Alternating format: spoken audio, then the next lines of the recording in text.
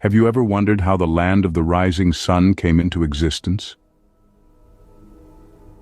Picture a time, tens of thousands of years ago, when the islands of what we now know as Japan were connected to the Asian mainland. As the last ice age ended, rising sea levels isolated these landmasses, creating the archipelago we see today. Fast forward to around 14,000 years ago, to the beginning of the Jomon period, named after the distinctive chord markings found on pottery from this era. This period, stretching over a mind-boggling 10,000 years, marked the dawn of human habitation in Japan. The Jomon people, hunter-gatherers with a knack for pottery and an affinity for shellfish, left us with a fascinating glimpse into early Japanese life.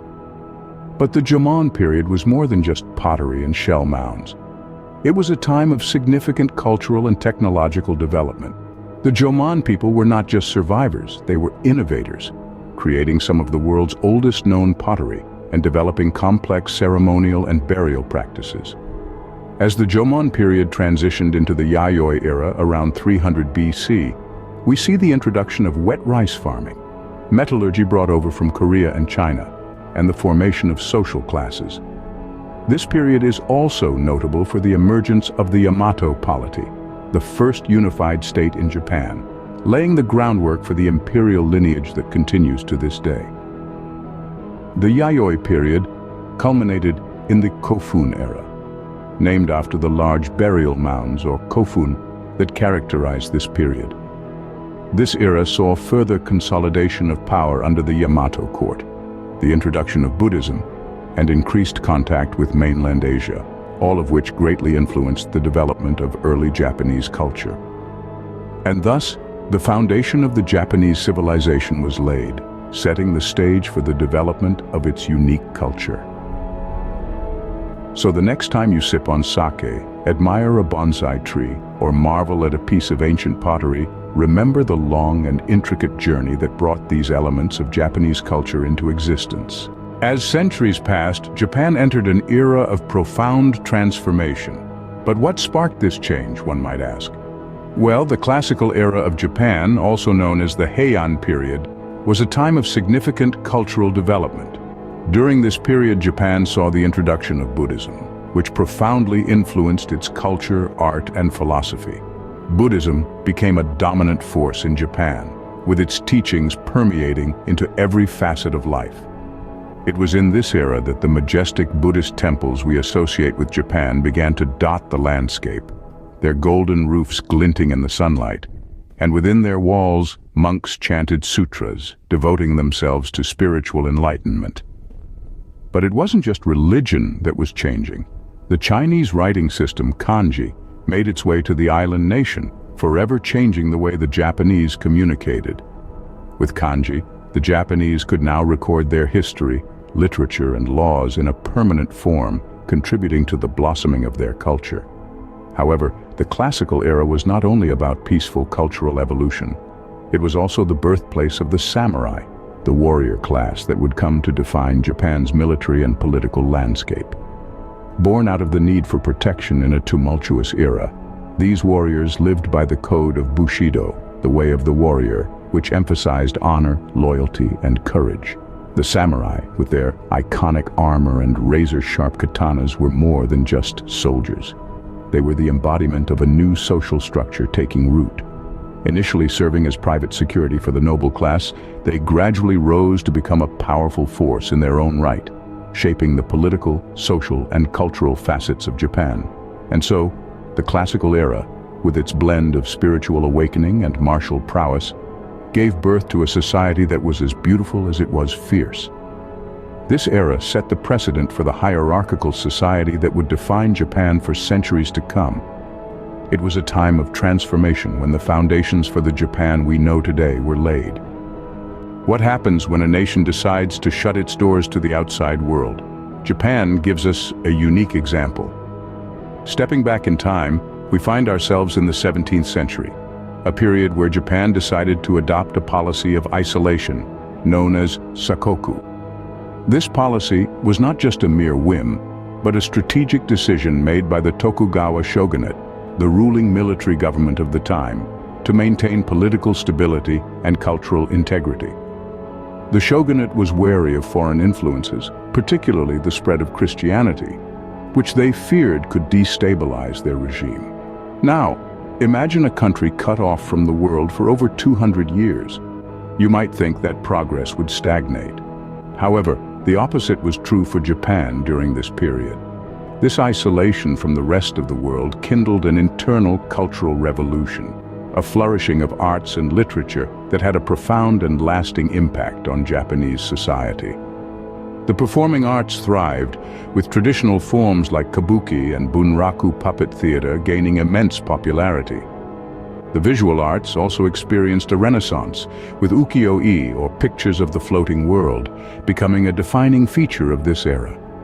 These woodblock prints and paintings captured the vibrancy of everyday life, from bustling cityscapes to serene landscapes, reflecting an aesthetic that was uniquely Japanese.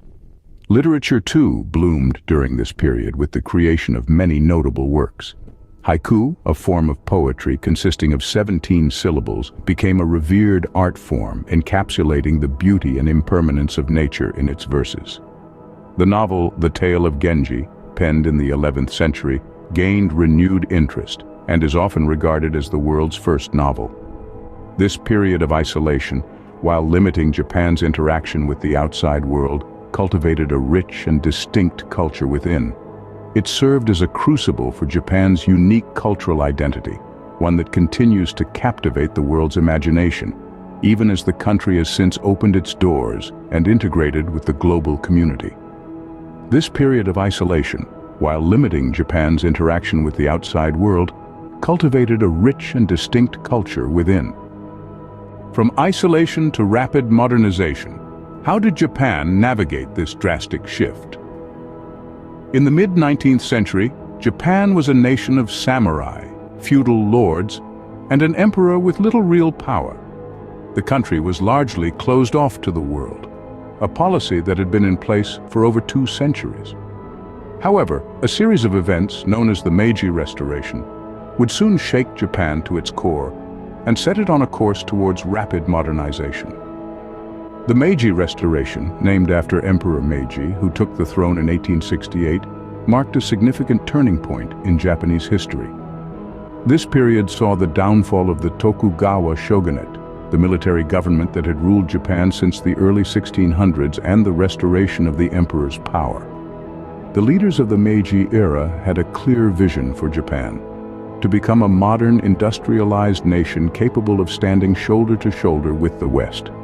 They sent young men to Europe and the United States to learn about Western technology, culture, and governance.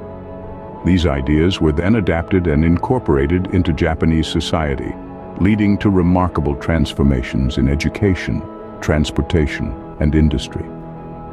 However, this rapid modernization came with a cost. As Japan industrialized, it also militarized. The nation's newfound strength and modern military capabilities led to the rise of Imperial Japan, a period marked by expansionism and military aggression. Japan began to flex its muscles on the world stage, first with victories against China in the First Sino-Japanese War, and then against Russia in the Russo-Japanese War, effectively announcing its arrival as a global power. Yet in the midst of this change, Japan never completely abandoned its past. The country's traditions, values, and sense of identity remained intact, even as skyscrapers began to tower over ancient temples and bullet trains whizzed past fields of cherry blossoms. With a blend of tradition and innovation, Japan emerged as a global power, forever changing the world's perception of the East. In the aftermath of devastation, how does a nation rebuild and redefine itself? This question was the reality for Japan after World War II. The cataclysmic event left the country in ruins, both physically and economically.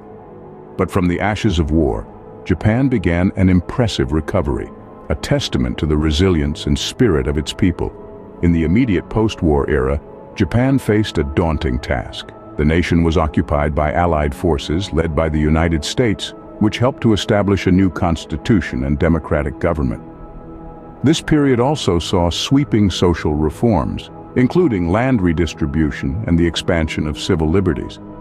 But the real turning point came in the mid-20th century with the advent of what's often referred to as the Japanese economic miracle.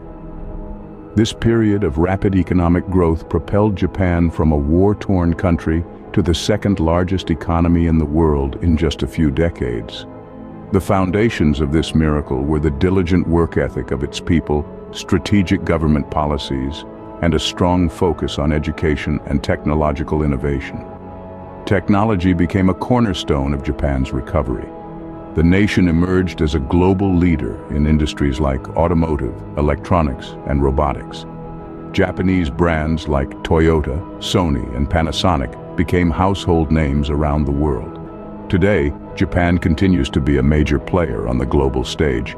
It's a hub for technological innovation, a key player in international diplomacy, and a cultural influencer in areas like fashion, cuisine, and entertainment. Yet despite its modernity and global influence, Japan has managed to preserve its rich cultural heritage. From its ancient temples and traditional tea ceremonies, to its vibrant festivals and the enduring art of calligraphy, Japan's history is woven into the fabric of its present. From its humble beginnings to its rise as a global powerhouse, Japan's history is a testament to the resilience and spirit of its people. It's a story of transformation, of a nation that rose from the ashes, and it's a story that continues to unfold in the present day. Through it all, Japan's history teaches us that a nation's greatest resource is the resilience and spirit of its people.